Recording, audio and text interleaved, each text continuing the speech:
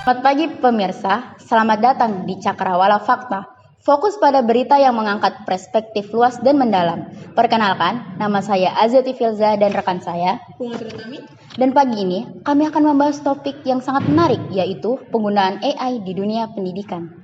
Di era teknologi yang semakin canggih, kecerdasan buatan atau AI telah merambah berbagai bidang, termasuk pendidikan. Teknologi ini disebut-sebut mampu merevolusi cara kita belajar dan mengajar. AI menawarkan berbagai kemudahan, mulai dari memprofesionalisasi pengalaman belajar hingga mempersiapkan siswa menghadapi tantangan masa depan. Pemanfaatan AI di sektor pendidikan sudah terlihat jelas. Misalnya, dalam pembelajaran adaptif, AI dapat menyesuaikan materi pembelajaran dengan kebutuhan setiap siswa. Teknologi ini memungkinkan analisis yang cepat dan akurat, sehingga siswa yang mengalami kesulitan bisa segera mendapatkan bantuan yang sesuai. Selain itu, AI juga memainkan peran penting dalam pembelajaran jarak jauh. Melalui platform e-learning yang didukung oleh AI, siswa bisa belajar kapan saja dan di mana saja. Bahkan, ada tutorial virtual yang dapat memberikan umpan balik secara real-time dan membantu siswa menyelesaikan soal-soal sulit. Dengan teknologi seperti ini, pendidikan menjadi lebih fleksibel dan inklusif, menjangkau siswa yang tinggal di daerah terpencil sekalipun. Namun, AI juga membawa tantangan. Penggunaan AI memerlukan pengumpulan data dalam jumlah besar, termasuk data pribadi siswa.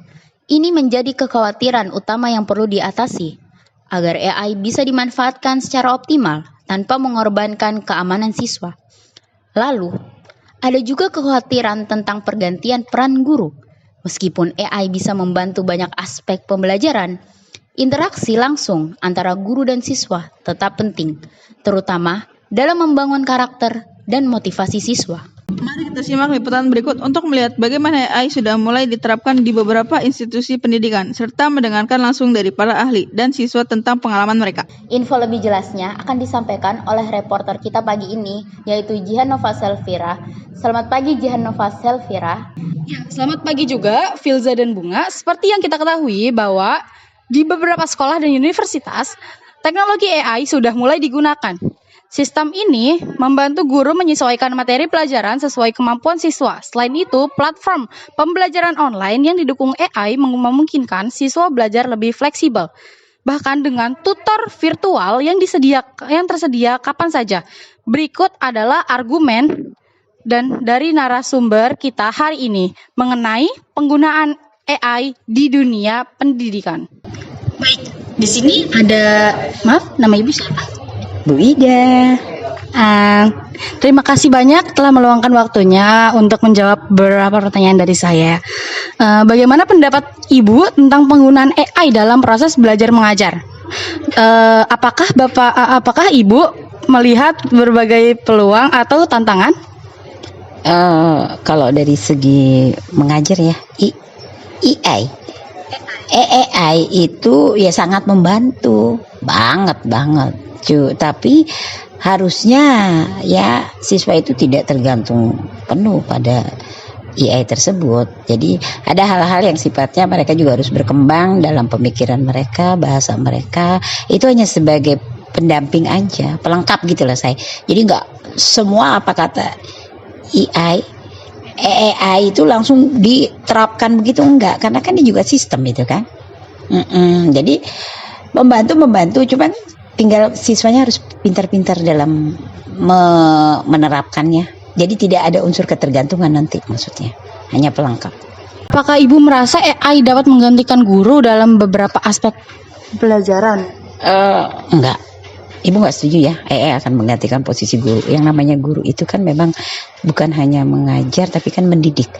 AI itu kan buatan manusia, jadi semacam robot ya, atau semacam program yang dibuat oleh manusia. Otomatis kalau bicara program berarti kan dia nggak pakai hati ya saya, iya kan? Pelengkap boleh, tapi kalau untuk menggantikan, no, jangan. Apakah sekolah saat ini sudah mulai menggunakan teknologi berbasis AI? Jika iya, bagaimana mengimplementasikan sejauh ini? Banyak Mbak, bukan hanya sekolah, jadi kampus pun, mahasiswa pun, mereka semua menggunakan AI tersebut ya, AI tersebut. Ya itu tadi, kembali ke yang Ibu bilang tadi, pelengkap, bukan sebagai Apa katakanlah kalau ada tugas yang kira-kira kita nggak bisa, apa kata AI itu langsung kita salin seperti enggak begitu. Dia hanya melengkapi sebagai bahan literatur ya. Selebihnya kita yang harus berpikir. Jadi nggak menjiplak plagiatnya, nggak langsung to the point gitu loh saya. Gitu ya. Nah, itu dia argumen dari Ibu Ida. Selanjutnya kita akan ke narasumber kedua. Selamat pagi. Pagi, Boleh tahu namanya siapa? Panca Putra Mukalu. Apakah kamu pernah menggunakan teknologi berbasis AI dan dalam pembelajaran? Jika iya, bagaimana pengalamanmu? Kalau saya pernah menggunakan salah satu teknologi AI, salah satunya itu saya ChatGPT. Saya mencoba hal tersebut, saya tahu hal tersebut tuh dari teman-teman saya yang menggunakannya. Jadi dari awalnya teman saya menggunakan itu dan saya tahu, dan itu juga katanya dapat membantu. Jadi akhirnya saya menggunakan hal itu di berbagai pembelajaran, contohnya dalam menyusun kalimat ataupun meringkas beberapa kalimat yang mungkin dapat mempermudah kita dan juga mencari informasi-informasi lainnya. Menurutmu, bagaimana AI dapat membantumu dalam belajar? Seperti memudahkan pemahaman materi atau membantu mengerjakan tugas? Yang pertama itu membantu pengerjaan tugas sih menurut saya. Itu kayak lebih dipercepat dan juga membantu pemahaman kita. Jadi kayak kan pasti kita tuh banyak hal yang kita nggak tahu, dan itu kan kita ke AI, dia meringkas ataupun menjelaskan dengan kalimat yang mungkin bisa diberitahu kepada murid. Jadi murid tuh bisa lebih paham dengan kalimat-kalimat tersebut. Selanjutnya, apakah kamu pernah merasa AI bisa menggantikan peran guru dalam beberapa aspek? Mengapa? Kalau menurut saya sih enggak ya. Soalnya kalau misalkan AI itu kan cuman untuk membantu pembelajaran. Cuman kalau misalkan guru itu kan dia itu yang membimbing dan juga kayak ngasih pengalaman. Kalau AI kan nggak bisa ngasih pengalaman, dia cuma memberikan ringkasan ataupun metode pembelajaran ataupun kayak beberapa teks-teks dan tidak memberikan pengalaman. Sedangkan kalau misalkan guru itu dia itu bertemu secara langsung dan juga memberikan pengalaman kepada para siswa. Jadi lebih jelas guru gitu. Ya, begitulah beberapa argumen dari narasumber hari ini.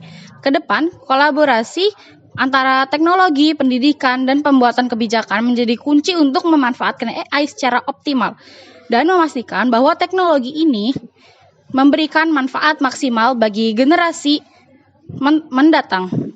Mari kita sambut masa depan pendidikan yang lebih cerdas dan terhubung, dan menggantikan peran guru dalam mendidik anak-anak kita. Demikian, Filza dan Bunga, terima kasih, kembali ke studio. Terima kasih atas laporannya. Jelas bahwa AI membawa banyak potensi, tetapi ada beberapa aspek yang tidak bisa digantikan oleh teknologi.